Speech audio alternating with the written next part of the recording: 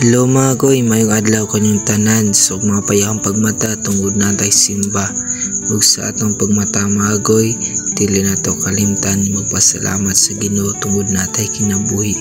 Og nahuman na day ko ligo mga goy, so nagprepare nako kay tungod musimba ta karong adlaw.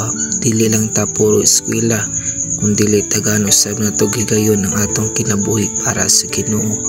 Tungod goy, wala tay mahimo goy bisag bright pa ta or success ta sa atong kinabuhi kung walay Ginoo. Sayang ra goy. Fast forward goy, padulong na day misa among simbahan kauban ang kuya og mo ning amagian goy padung sa among simbahan og nanami sa gawa sa simbahan mga goy. Sa imong pagsulod goy, welcome ka dayon sa mga usher. Ug nag-awit na day sa Ginoo goy, kay nindot kayo awitan ng Ginoo sa atong mga kinabuhi.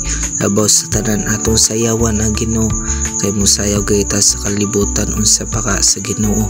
Ug mga goy, ako day nag-scripture reading ni ana ug magbasa gyud tagpulong sa Ginoo goy. Ug ang among alagad sa Ginoo nagwali na may tungod sa pagiging martyr for Christ. Ug nahuman na di ay mi goy, manguli na mi. Salamat.